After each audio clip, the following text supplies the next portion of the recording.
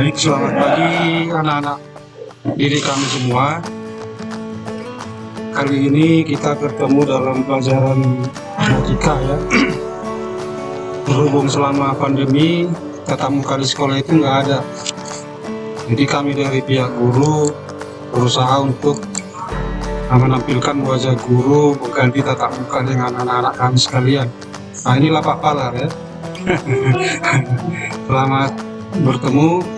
Kebetulan kita di kelas 10 juga belum bertemu. Kelas 11 ini baru saya masuk kelas 11 ya. Di materi kita yang sekarang sudah masuk ke D32. D32 tak lain teori belajarnya program linear. Itu program linear tentunya akan kita dalami saat pembelajaran dimulai dari KD32 ini. Adapun tujuan pembelajaran kita seperti yang tertera di layar monitor laptop saya ya. Ini tujuannya menyelesaikan masalah kontekstual yang berkaitan dengan program linear dua variabel. Ini langkah belajar daring. Saya mau menekankan ini dulu, tujuan pembelajaran kita. Ya baik, itu program linear. Saya ulang bahasan tentang persamaan linear dua variabel. Kalau dikatakan persamaan linear, variabelnya x dan y, dua variabel. Lambang kesamaan membatasi unsur sebelah kiri, sebelah kanan. Saya kira ini tidak asing lagi, bahkan di SMP sudah pelajari ya. Menentukan titik potong sama linear dua variabel, artinya menentukan titik x, y. Seperti contoh ini. Sama 2x tambah 3y sama dengan 5. Kalau x nya 1 akan diperoleh y nya 1 juga. Jadi x, y nya 1,1. Kalau x nya 4, y nya negatif 1. Hingga x, y nya 4, negatif 1. Titik-titik tersebut diletakkan di koordinat kartesius ini. Kedua titik x, y ini dihubungkan menjadi sebuah garis lurus. Inilah yang disebut bentuk garis dari sebuah persamaan linear dua variabel 2x tambah 3y sama dengan 5. Nah, untuk program linear yang sama dengan ini menjadi ketidaksamaan. Apa saja itu ketidaksamaan? Ada 4 ya. Kurang dari, lebih dari, kurang dari sama dengan, dan lebih dari sama dengan. Nah, karena tanda sama dengannya sudah berubah, tentu ada arti perubahan dalam garis ini nantinya. Dalam artian, ada arsiran-arsiran apakah sebelah kanan garis, sebelah kiri garis, atau apakah garisnya nanti bersambung utuh seperti ini, atau berupa titik-titik, artinya putus-putus ya. Nah, itu terjadi karena lambang ketidaksamaan ini. Jadi kalau garisnya utuh tidak putus-putus, itu karena lambangnya memiliki sama dengan. Jadi kalau sama dengannya nggak ada, itu nanti garisnya ini putus-putus. Itu cirinya ya, ciri dari sebuah garis yang sudah digambarkan di koordinat kartesius. Bahwa jadi kalau sudah memakai lambang ketidaksamaan, dari contoh ini misalnya 4x kurang 5y kurang dari sama dengan 6.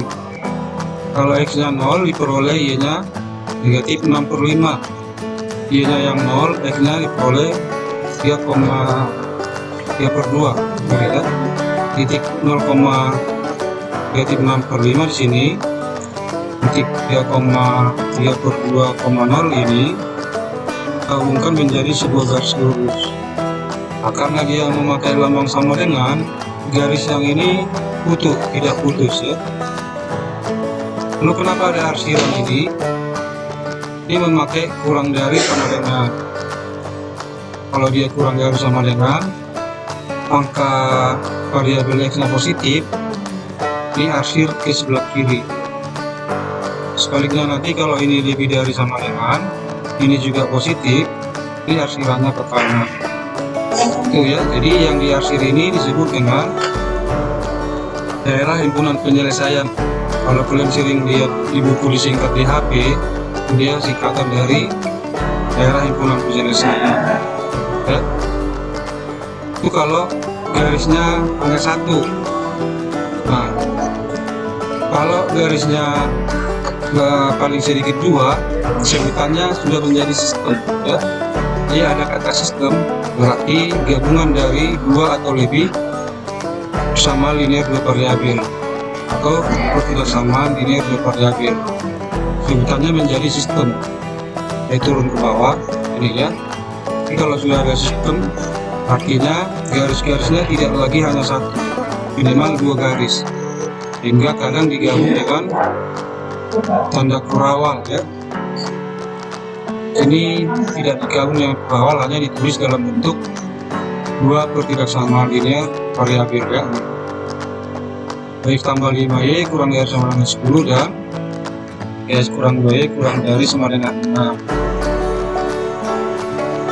Kita cari titik potongnya, ini bisa dilihat ini 0,2 dan 0,0, yang satunya lagi 0,33 dan 2,0.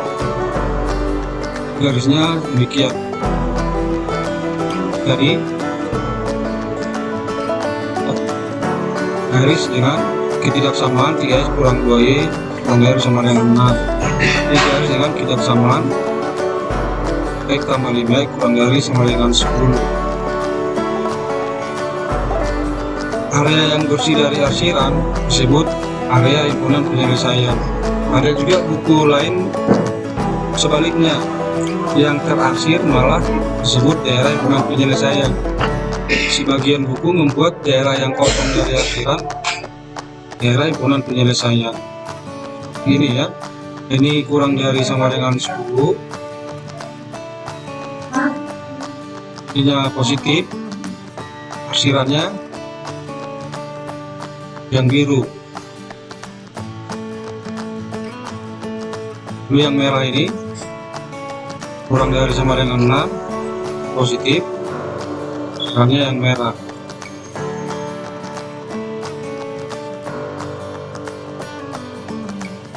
Kali untuk yang masih baru mempelajari ya lumayan ya, langsung bisa mengerti begitu saja ya. Jadi itu artinya perlu diulang atau banyak bahan yang perlu kalian bisa cari itu sebagai bahan bacaan, silakan belajar sekarang. Bahkan tidak perlu buku katanya, karena semua bisa dilihat dari Google. Tapi walau bagaimanapun yang namanya buku tetap bahan yang siap sedia bisa dilihat ya. Jadi tidak ada salahnya juga masing punya buku. Menunjang pembelajaran tidak ada salahnya masing-masing kita mendekati pemeriksaan. Saya kira karena ini juga dalam waktu berjalan uji coba, mudah-mudahan sedikit penjelasan yang Bapak lakukan kali ini sedikit banyak bisa dimengerti ya. Jadi saya kira itu saja bagian dari program linear, menentukan garisnya dan menentukan daerah arsirannya. Sebenarnya ini udah melompat materinya. Sebelum ini harusnya ada model matematika ya.